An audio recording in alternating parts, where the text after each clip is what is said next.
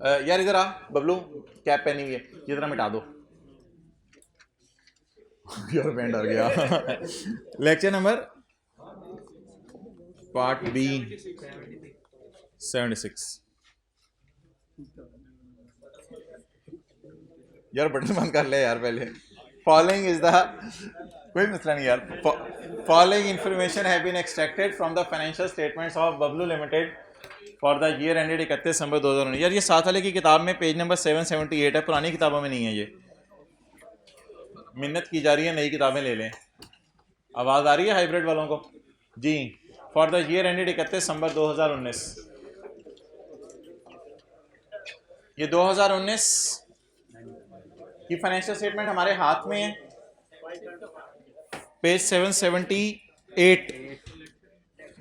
Page 778 जी। Statement of changes in equity की revision होने लगी है FR1 वाली। 2019 की फाइनेंशियल स्टेटमेंट्स हमारे हाथ में है। ये खाना हमने खा लिया, अब हम स्वीट डिश खाने लगे हैं। 2019 की फाइनेंशियल स्टेटमेंट्स हमारे हाथ में है। 18 की फाइनेंशियल स्टेटमेंट का ऑडिट होकर यूजर के घरों में जा चुकी हुई है और 17 का भी ऑडिट होकर यूजर के घरों में जा चुकी हुई है। इसका मतलब ये नहीं होता, उस क्लास से इधर किसी ने आने तो आ सकते हैं, इसका मतलब ये नहीं होता कि ऑडिटेड में गलती नहीं निकल सकती। ऑडिट भी इंसानों ने किया था, उनमें गलती निकल सकती है।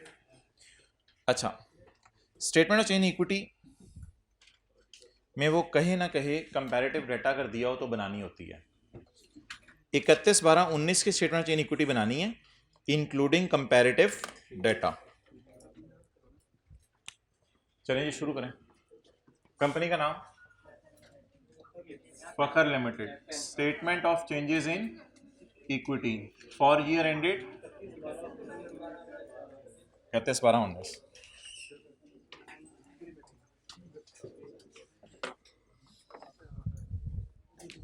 बिस्मिल्लाह शुरू कर देंगे। अच्छा यार, यहाँ ना आपने डेट लिखनी होती है 1 जनवरी 18। 2 साल पुरानी डेट लिखनी होती है, फिर ऑटोमेटिकली 2 साल की स्टेटमेंट इन इक्विटी बन जाती है। तो यहाँ आपने 2 साल पुरानी डेट लिखनी है, तो लिखें जी बैलेंसेस एज ऑन 1 जनवरी 18। फिर इसके बाद मेरे बैलेंसेस आ जाएंगे एज ऑन 31 दिसंबर 18 और इन द एंड मेरे बैलेंसेस आ जाएंगे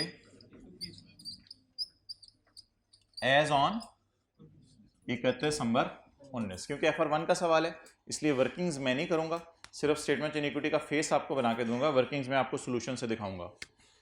अच्छा, जगह खुली सी मैंने छोड़ ली है इसलिए कि प्रॉफिट्स के अंदर कोई एडजस्टमेंट्स होंगी वो मैं यहाँ नोट कर लूँगा। अच्छा, स्टेटमेंट ऑफ चेंज इक्विटी में जो कॉलम आते हैं वो आता है शेयर कैपिटल का, शेयर प्रीमियम का, रिवैल्यूएशन सरप्लस और रिटेन्ड अर्निंग्स का और जनरल रिजर्व का। टोटल के कॉलम की जरूरत नहीं है। अच्छा, ये 18 की statement of changes in equity है और ये 19 की स्टेटमेंट ऑफ इक्विटी है। सवाल की रिक्वायरमेंट थी 19 की इक्विटी की चेंज बताएं अलोंग विद कंपैरेटिव्स, तो इसलिए मैंने आपको हिंट दिया था कि 2 साल पुरानी फिगर से आप शुरू करेंगे। तो बैलेंस एज ऑन 1 जनवरी 18 या 31/12/17 भी लिख सकते हैं पेपर में, as on 31/12/17, as on 31/12/18, as on 31/12/19। तो अच्छा, इधर 18 का इंटरिम और 17 का फाइनल डिविडेंड आएगा। इधर 18 का इंटरिम और 17 का फाइनल डिविडेंड आएगा। इधर 18 का फाइनल और 19 का इंटरिम। इधर पैट और सरप्लस फॉर द ईयर 19 का आएगा और इधर पैट और सरप्लस फॉर द ईयर 18 का आएगा। पैट को मैं जो होगा वो लिखूंगा RE के नीचे, पैट फॉर द ईयर, और सरप्लस फॉर द ईयर को मैं लिखूंगा सरप्लस वाले कॉलम के नीचे, OCI जो सरप्लस फॉर द ईयर। वो यहाँ लिखूंगा, जिसके साथ हम जनरल एंट्री में लिखते थे एसेट डेबिट सरप्लस इन ओसीआई क्रेडिट, तो वो मैं यहाँ पे लिखूंगा। असल में ये दोनों चीजें ना P&L से आती हैं। P&L में आपको पता है पैट इधर पड़ा होता है और वो इधर पड़ी होती है, ये चीजें इधर आ जाती हैं। चलें जी, 2017, 18, 19 ये ना पेपर में ऐसे फजूल परेशान करने के लिए देता है। 2017 का प्रॉफिट मैं कहाँ डालूं? 2017 का प्रॉफिट कहाँ डालूं? इधर मैंने 18 का पैड डालना है, इधर मैंने 18 का पैड डालना है, इधर मैंने 19 का पैड डालना है, तो 17 का पैड तो यहाँ डालूंगा, उसकी ज़रूरत ही नहीं है। तो ये एक दो चीज़ें ऐसे परेशान करने के लिए पेपर में दिया करेगा, तो हमें फॉर्मेट पे ग्रिप होनी चाहिए। अच्छा यार, मुझे आप इस डेटे से बड़े शौक से चीज़ें करनी है। मुझे आप इस डेटे से SOCI के एक्सट्रैक्ट्स बनवा दें। SOCI में आपको पता है चलते चलते चलते चलते चलते पैट आते हैं और OCI आता है। 2019, 18, 19 का पैट है, 19 का पैट, 18 का पैट है 98, इधर नजर आ रहा है, और 19 का 84, और इसका माइनस OCI थोड़ा सा नीचे करके लिख देते ना, क्योंकि पैट तो आपको पता है क्लोज हो जाता है। अच्छा, ये पैट हो गया, और डिफरेंट मार्कर से OCI में काफ़ी सारी चीज़ें आया करेंगी। हमारे सवाल में चीज़ है रिवैल्यूएशन सरप्लस, तो असल में कोई रिवैल्यूएशन सरप्लस डेबिट हुआ होगा ना, तो इस वजह से ये नेगेटिव आ रहा है, सरप्लस इन OCI जिसे हम कहते थे। और ये 25, मैंने कहा था इनके टोटल करने की आपको ज़रूरत नहीं है, इनके टोटल को कहते हैं TCI। तो ये मैंने आपके सामने SOCI के एक्सट्रैक्ट बनाने की कोशिश की है। ये मैंने आपको कहा था, शायद आपको याद हो, इस तरह मैं फिगर्स को उठाता था, याद है? एक तरह से इस तरह फिगर्स को उठाता था,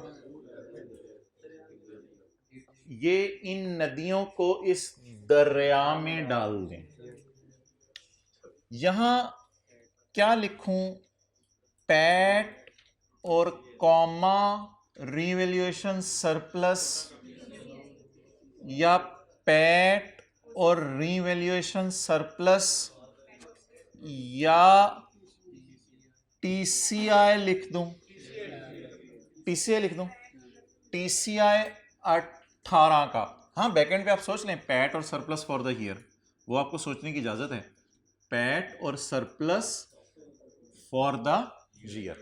अच्छा, अभी आपने नोट नहीं करना, मुझे ये फिगर्स जरा पोस्ट करवा दें, 98 और 14 वाली।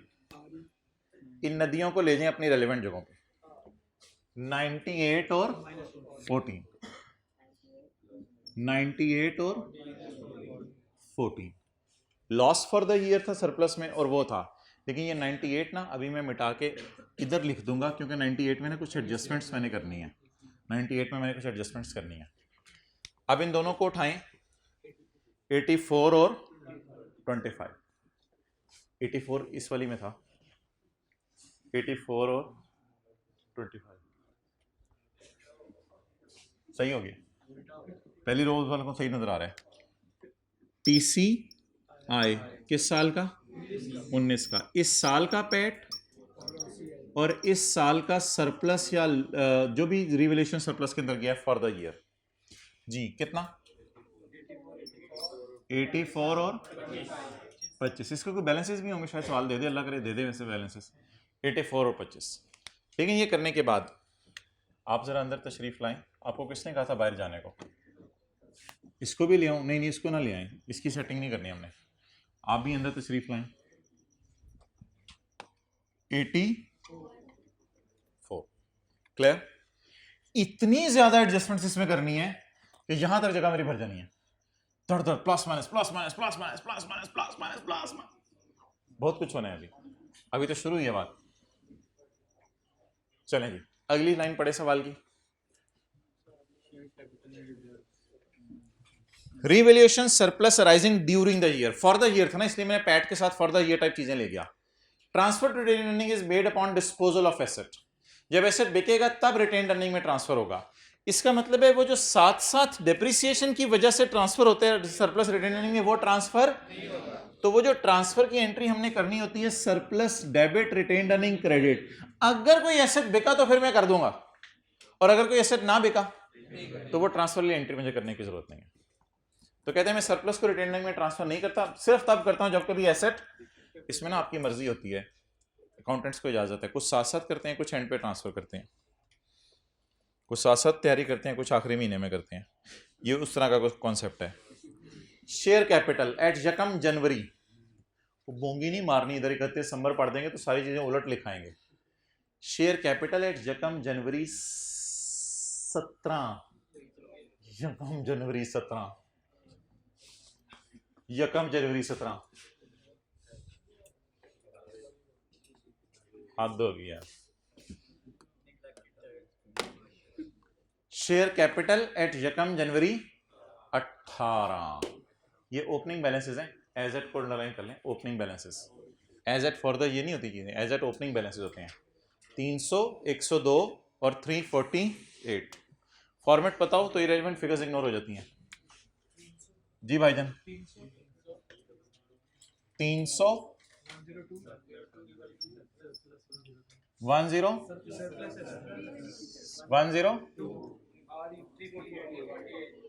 348। अच्छा यार, इधर ऊपर मुझे 2 लाइनें चाहिए होंगी, मैंने छोड़ी थी क्योंकि पिछले साल की कोई गलती हो सकती है। अगर आपने नहीं छोड़ी हुई तो इधर नीचे 2 लाइनें फिट कर लीजिएगा, क्योंकि डिविडेंड मेरे ख्याल से 1-2 ही आने हैं। ओके, यहाँ तक आप नोट कर लें, ऊपर लाइनें छोड़ दें, ज़्यादा बेहतर है। यहाँ तक नोट कर दें।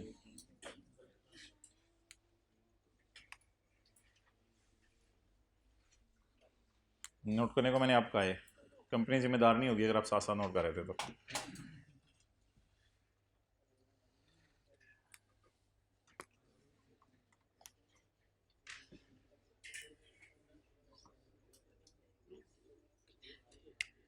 अच्छा, वो एडजस्टमेंट्स ऑब्वियसली यार इधर होनी है, मैं इसको ऊपर शिफ्ट करूंगा थोड़ा सा, फिर नीचे एडजस्टमेंट्स करूंगा। इसको यहाँ पे शिफ्ट करूंगा, बोले बोले बोले बैलेंस एज ऑन यकम जनवरी 18, तो इसको मैं थोड़ा सा ऊपर शिफ्ट करूंगा, फिर नीचे 2 एडजस्टमेंट्स इसके कर दूंगा, 300, 102, 348। और समझिए मैं क्या कह रहा हूँ, मैं इस बैलेंस को शायद दोबारा निकालूँ, बैलेंस एज ऑन यकम जनवरी 18, रिवाइज नहीं, रीस्टेटेड, रीस्टेटेड, और दरमियान में कोई गलतियां सही होंगी। और ये जो आपने 300 लिखा है, ये इस पहले वाले के सामने लिखा है।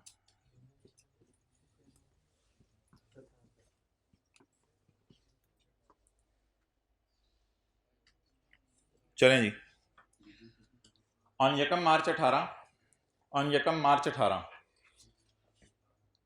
खुद ही सोच लें, ऑन यकम मार्च 18, यहाँ पे, क्योंकि ये देखें ना, ये सारा कौन सा साल है, 18, और ये 18, और ये 18 से पुरानी कोई गलतियां सही करनी वो मैं करूंगा। ये 18 का साल है, ये 19 का साल है। ऑन यकम मार्च 18, FL declared a final cash dividend of 10% for 2017। ये जरूर आएगा, ये जरूर आएगा। अभी मैंने क्लास शुरू करने से पहले आपको बताया था, फाइनल 17 डिविडेंड इधर आने, एक ये हो गया। ऑन यकम नवंबर 18, FL issued 40% right shares. Right shares की एंट्री अगर आपको भूलनी भी है तो वो जो सऊदी किंग को शेयर इशू होते हैं ना, उस तरह की एंट्री होनी है, जो सऊदी किंग को शेयर इशू होते हैं उस तरह की एंट्री होनी है। उधर एंट्री होती थी investment debit share capital share premium credit, इधर एंट्री होगी cash debit share capital share premium. Right share होता है कंपनी ने और पैसा मांगा है, तो ऑन यकम नवंबर 18 FL issued right shares to ordinary share holders at ₹24। इसमें 10 रुपए फेस वैल्यू होगी और 14 रुपए प्रीमियम होगा। ऑन यकम अगस्त 19 interim bonus of 15% was declared.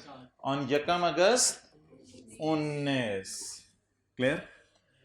अब मेरी प्लानिंग मुकम्मल हो गई, पैट में गलतियां मैं इधर ही सही कर दूंगा, पैट में गलतियां इधर ही सही कर दूंगा, कुछ गलतियां इधर भी सही करनी पड़ेंगी, देखते रहें। 19 की गलतियां इधर सही होंगी, 18 की गलतियां इधर सही होंगी, 17, 16, 15, 14, 13 के साल की गलतियां यहाँ सही होंगी।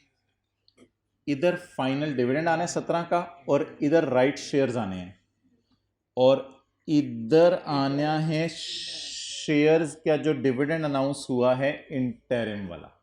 तो बस अल्लाह का शुक्र है चीज़ें ख़त्म। 2 लाइनें मुझे इधर चाहिए, 1 लाइन सिर्फ मुझे इधर चाहिए। काफ़ी ज़्यादा जगह मैंने छोड़ दी थी। 2 लाइन इधर चाहिए, 1 लाइन इधर चाहिए।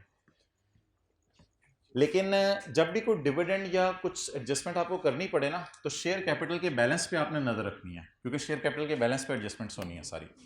ऑन जकम March 14 FL declared a final dividend of 10%। Dividend earning को कम कर देते, तो इधर लिखें 2 लाइनें मैंने आपको क्या चाहिए। फाइनल डिविडेंड 18 का साल है भाईजान, ये देखें ये 18 का साल है और ये, तो ये 18 के साल में एडजस्टमेंट करवाएं। 2017 का फाइनल डिविडेंड।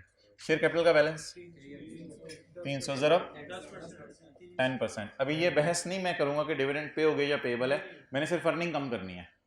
आगे कैश क्रेडिट करना है या पेएबल क्रेडिट करना है, ये तो फाइनल अकाउंट के सवालों में बैलेंस शीट में देखेंगे। फिलहाल डिविडेंड की वजह से अर्निंग कम हो जाती है, तो अर्निंग बता दें कितने से कम करनी, 30 से। अच्छा, ये वाली लाइन मेरी खाली हो गई, इस वाली लाइन में भी कुछ आना है, तो ये कितना हो गया बोले 30 अर्निंग डेबिट, बस ये पोस्ट हो गया। शेयर कैपिटल के बैलेंस में इसकी वजह से चेंज नहीं आई।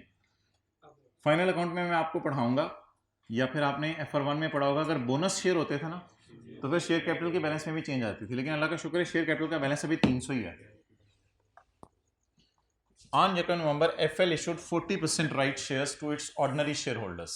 अच्छा, 40% राइट शेयर्स इशू किए हैं। मुझे बताएं शेयर कैपिटल, जल्दी जल्दी, number of shares before right issue. अब तो माशाल्लाह आपने कंसोलिडेशन पढ़ी हुई है, 300 को आप 10 पे डिवाइड कर दें 30। Number of shares before right issue 30। उसी टाइप की शायद कुछ चीज समझे कि इतने उसमें से इतने खरीद लिए गए, तो कितने परसेंट राइट इशू किए, तो P issue to Saudi king या V issue to share holders, V issue to share holders. 30 million shares quantity में मैंने लिखे हैं, 30 मिलियन शेयर्स का 40%, 12 मिलियन शेयर्स। ये वो शेयर्स थे जो पेरेंट सऊदी किंग को देता था, लेकिन ये हमारी कंपनी ने अपने शेयर होल्डर्स को दिए। और बुनियादी फैक्टर क्या होगा, इसमें से जितने परसेंट शेयर इशू किए जाएंगे वो आएंगे। एंट्री वही मशहूर जमाना, कैश डेबिट शेयर कैपिटल और शेयर प्रीमियम जी। 12 इंटू 24, 12 इंटू 10, 12 इंटू 14, 220। इस फिगर को क्यों निकलवा रहे हो, ये तो बैलेंस शीट की कुछ फिगर है, इसको छोड़ो परे, मुझे ये दोनों फिगर्स निकलवाओ। 120 डेबिट शेबिट खुद ही कर लेना घर जाके, पेपर में जरूरत नहीं है जी। शेयर कैपिटल कितने से बढ़ाऊं, 120 से। शेयर कैपिटल कितने से बढ़ाऊं, इधर क्या लिखूं, राइट इशू, नए शेयर इशू कर दिए जी। ये लाइन है, यहां पे शेयर कैपिटल में बोलें 120, 160। लेकिन मेरे ख्याल से अब अगर अगली कोई एंट्री करनी पड़ी ना, तो शेयर कैपिटल का बैलेंस रिवाइज कर लीजिएगा, वरना गलती हो जानी है। तो यहाँ पे ना कुछ हाफ हार्टेडली टोटल्स करा दें। हाफ हार्टेडली इसलिए कह रहा हूँ कि सारा डाटा भी अवेलेबल नहीं है, लेकिन हाफ हार्टेडली टोटल्स करवा दें। 420, 168, बस बस आगे ना जाए। अभी शेयर कैपिटल का टोटल भी वैसे काफ़ी था। अब अगले साल कुछ एंट्री करानी है आपने मुझे।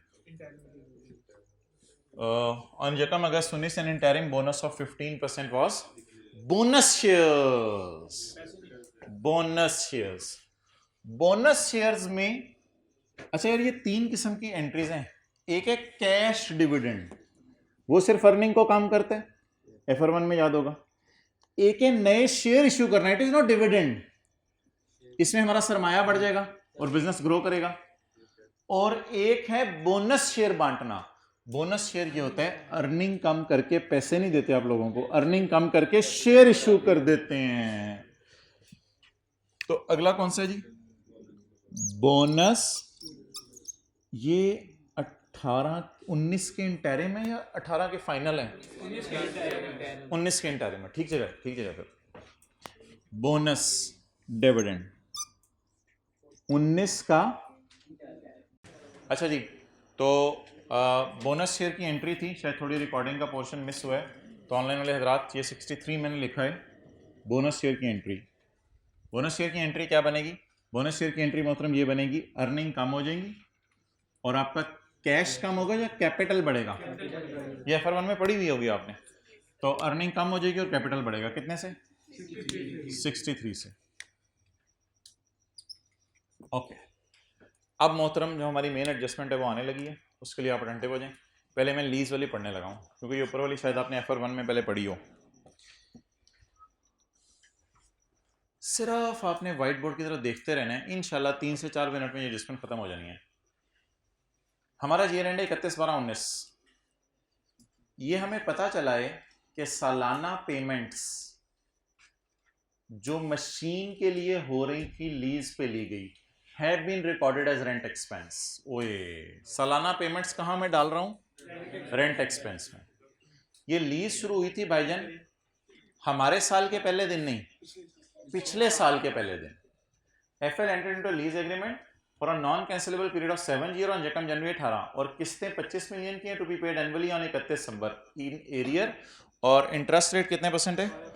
12%। सो वेरी वेरी सिंपल, 25 का रेंटल है, उसको 7 सालों पे 12% पे डिस्काउंट करेंगे तो 114.1 आ जाएगा। एंट्रीज में आपको रिवाइज कराता हूँ। January 18 को 114.1 से शुरू करेंगे, 2 रेंटल डालेंगे, ये सारी कैलकुलेशन हो जाएगी।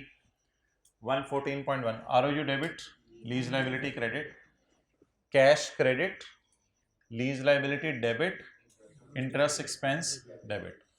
अगले साल cash credit, lease liability debit, interest expense, depreciation इसको 7 से डिवाइड करके निकलेगी। 114 डिवाइड बाय 7, 114.1 होना चाहिए था वैसे। चलें, डिप्रिसिएशन 114.1 डिवाइड बाय 7, 16.3, 16.3। ये ओरिजिनल एंट्रीज हैं।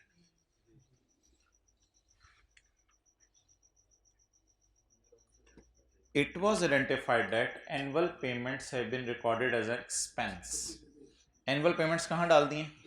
एक बार याद रखिएगा, जब एक्सपेंस में डाली जाती है ना, तो इसका मतलब ये है कि उसे लीज का पता ही नहीं चला कि लीज है क्या।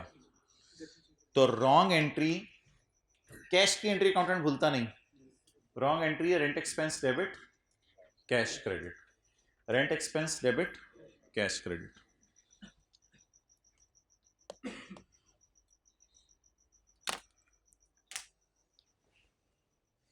ओरिजिनल खर्चों को रिकॉर्ड करें, और फाइनल बात हो रही है, ओरिजिनल खर्चों को रिकॉर्ड करें और गलत खर्चे को उल्टाएं। खर्चे रिकॉर्ड करने से प्रॉफिट कम होगा। खर्चे रिकॉर्ड करने से, ये प्रॉफिट है, ये प्रॉफिट है, ये प्रॉफिट है कितना? 13.6, 16.30। खर्चे रिकॉर्ड करें। बचपन में टीचर कहते थे ओरिजिनल एंट्री कर दो, रॉन्ग को उल्टा दो। ओरिजिनल एंट्री कर दी, खर्चे बुक कर चुके हैं, 25 के नहीं होने चाहिए थे, ये रॉन्ग एंट्री अकाउंटेंट कर चुके हैं। हमारे प्रॉफिट में ये वाली एंट्री गई भी है। खर्चे उल्टाने से प्रॉफिट, खर्चे कम करने से प्रॉफिट बढ़ेगा, प्लस। सुभान अल्लाह, समझ आ गई बात? तो अच्छा, घर में कैसे सोचने? घर में किसी और तरह सोच रहे हैं। अच्छा, इंटरेस्ट और डेप्रिसिएशन माइनस कर दें और रेंटल ऐड बैक कर दें। इंटरेस्ट और डेप्रिसिएशन माइनस कर दें, रेंटल ऐड बैक कर दें। ये कौन सा साल हो गया? 18 का। मैं एक ही दफा नोट करने दूंगा। आप कौन सा साल? अच्छा यार, ये सारी एंट्रीज करके सोचेंगे या जुबानी सोच लेंगे इंटरेस्ट और डेप्रिसिएशन कितने हैं? और जुबानी सोचेंगे, ये एंट्रीज करने कहाँ बैठ जाएंगे? बस सोचेंगे इंटरेस्ट और डेप्रिसिएशन जाना था, खर्चों में ले क्या गया? रेंटल। तो रेंटल को निकाल के वो ये दोनों चीजें डाल दें। खर्चे रिकॉर्ड करने से प्रॉफिट कम हो जाएगा। हम प्रॉफिट को सही करने लगे ना, लेकिन 19 का सारी फिक्र नहीं उधर नहीं ठोकनी। खर्चे रिकॉर्ड करने से प्रॉफिट और खर्चा कम करने से प्रॉफिट बढ़ जाएगा। आप ये प्लस माइनस करते आ रहे होंगे, नंबर मिलते जा रहे जी। 12.3 माइनस 3 प्लस 25। लॉ की जिनकी क्लास है वो चले जाएं, फिर मैं अगली एडजस्टमेंट करा देता हूँ, वो यूट्यूब पे ले लीजिएगा। नहीं करा करूँ दें, कोई नहीं, क्योंकि 1:20 तक आते हैं sir.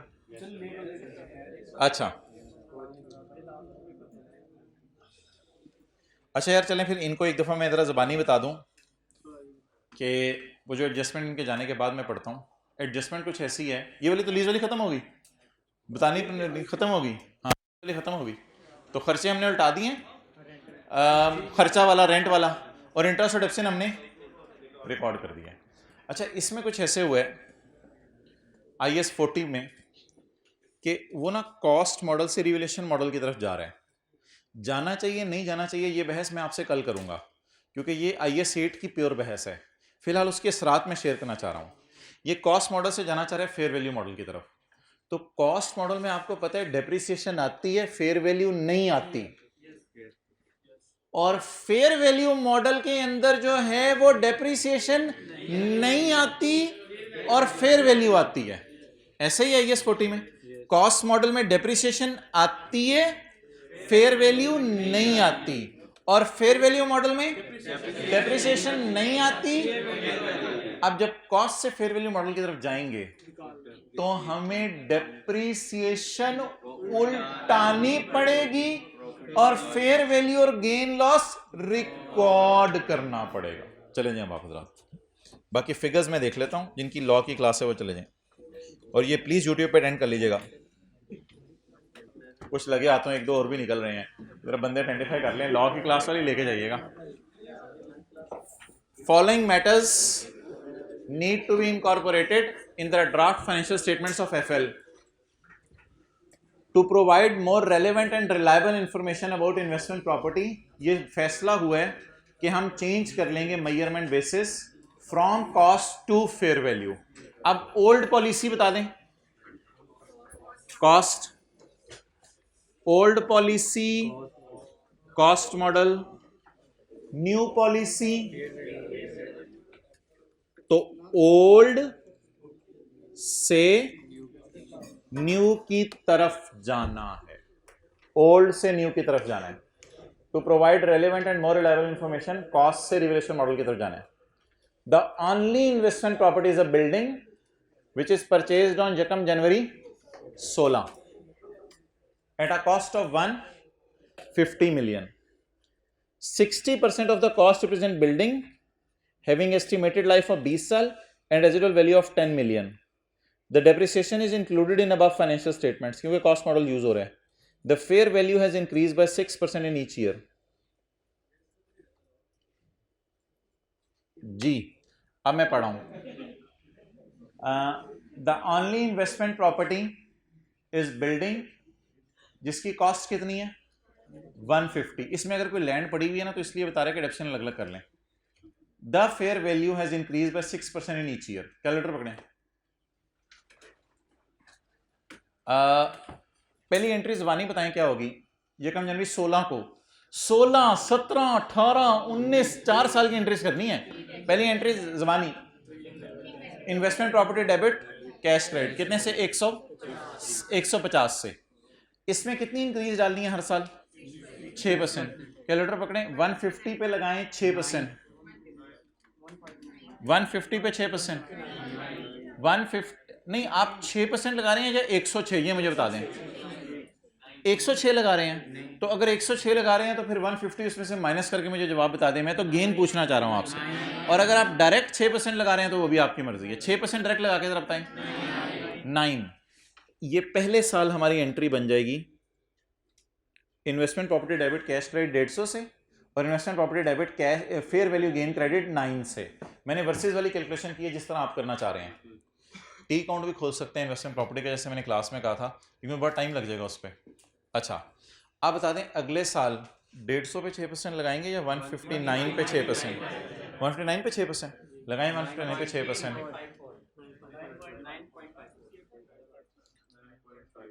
Asset debit fair value gain credit अगले साल फिर लगाएं 168.54 पे 6%। कितना आया? 10.11। उसके बाद फिर इस पे 6% लगाएं, 10.72। मोहतरम, क्लास में मैंने इस तरह करवाया था।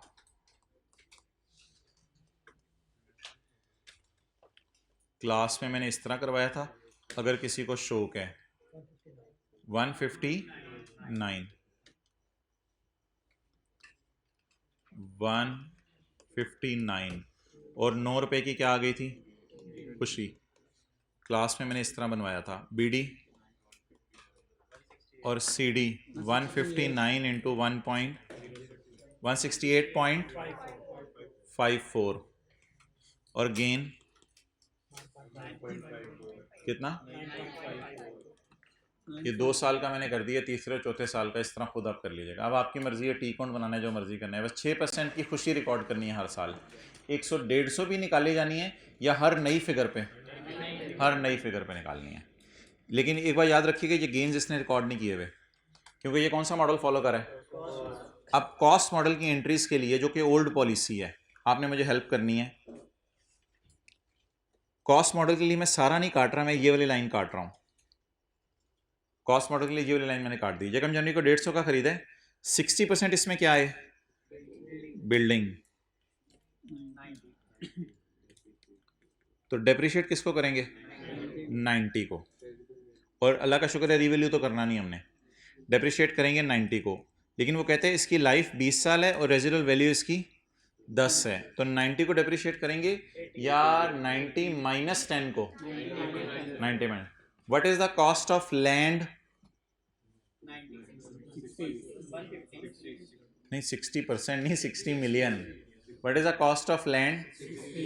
60 million. What is the cost of building?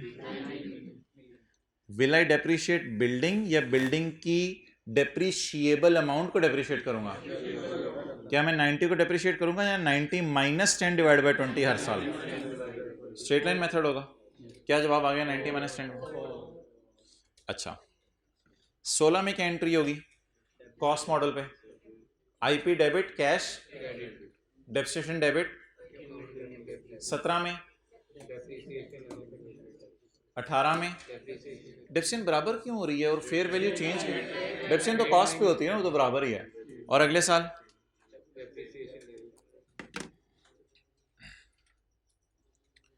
थोड़ी सी हिम्मत करके आपने मुझे इनको उल्टवाना है, और थोड़ी देर बाद मैं आपको कहूंगा कि इनको रिकॉर्ड करवाना है। 19 की डेप, मैं ओल्ड पॉलिसी से न्यू की तरफ जाना चाह रहा हूं। 19 की डेप्रीसिएशन रिकॉर्ड हो चुकी हुई है, कम कर दें। 19 की डेप्रीसिएशन कम कर दें।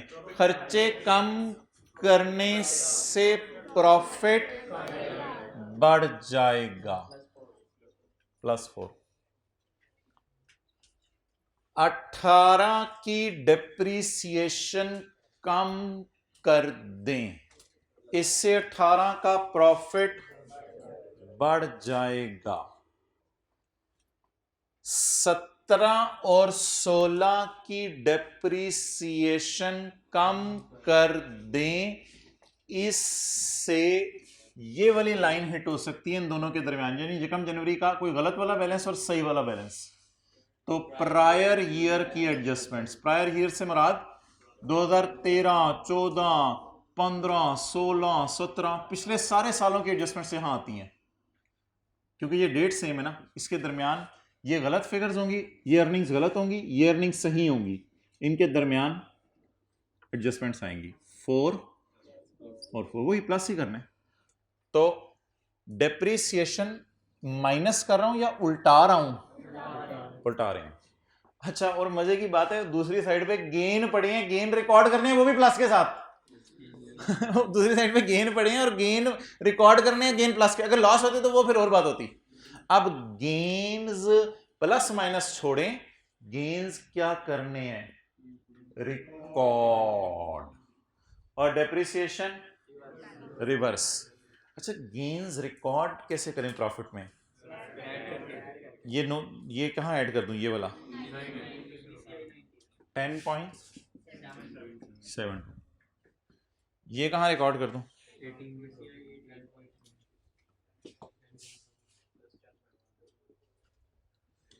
ये तो हमारे हाथों में अब इसके प्रॉफिट्स नहीं है, वो तो बड़ी पुरानी बातें हो गई हैं, तो वो ओपनिंग फिगर में एडजस्ट कर दें। अच्छा, वैसे बताएं 18 की क्लोजिंग आ रही में 17 की एडजस्टमेंट्स पड़ी होंगी? हाँ।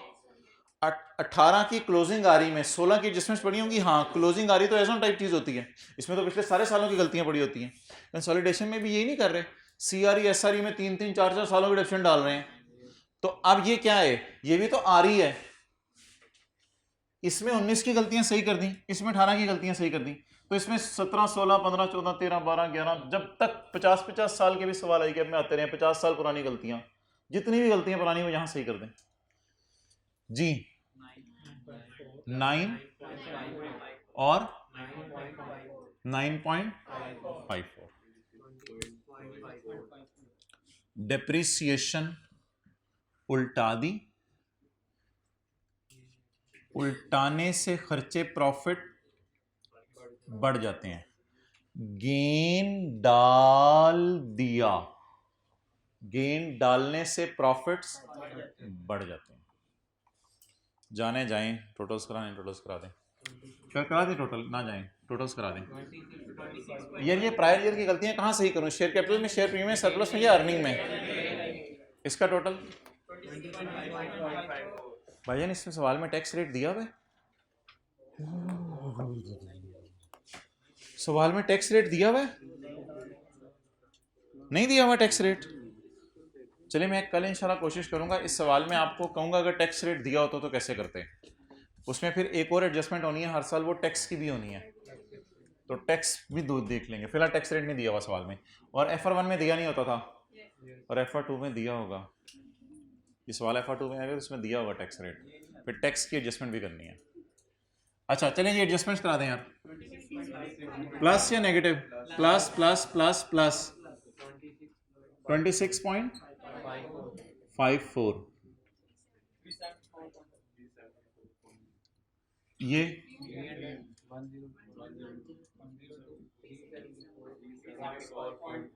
374.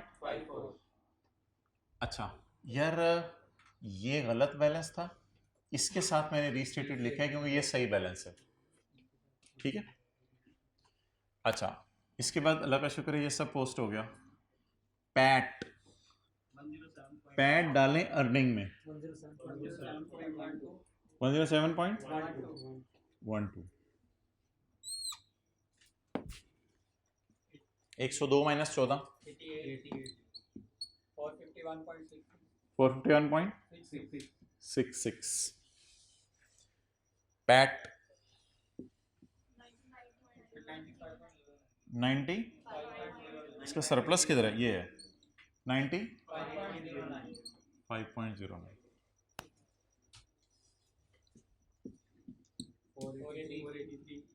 ये 25 को थोड़ा सा इधर करें ना, अच्छा लगे जी।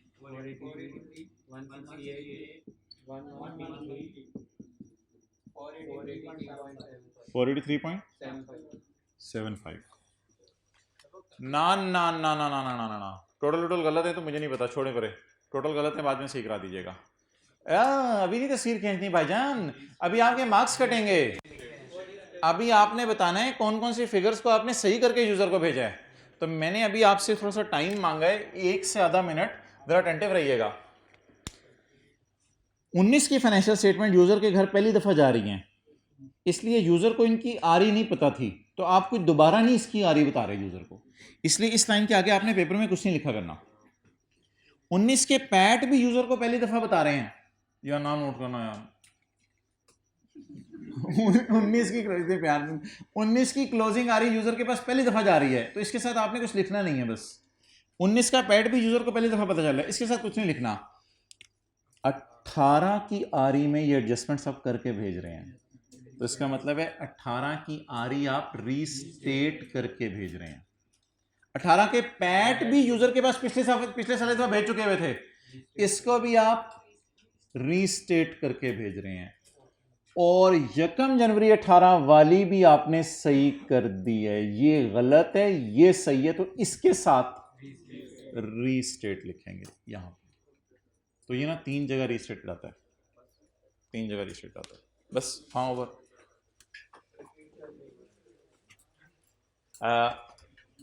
31/12/19 वाले के साथ रीस्टेटेड नहीं आएगा, और 19 के पैट के साथ रीस्टेटेड नहीं आएगा।